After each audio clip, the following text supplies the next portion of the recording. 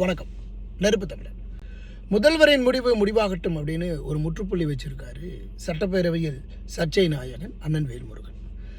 ஆனால் கடைசியில் முதல்வர்கிட்ட மண்டியிடக்கூடிய இந்த ஒரு முடிவுக்கு சென்றிருப்பது உண்மையிலேயே அது ரொம்ப ஒரு அரசியலில் இதை சரியாக பார்க்கல.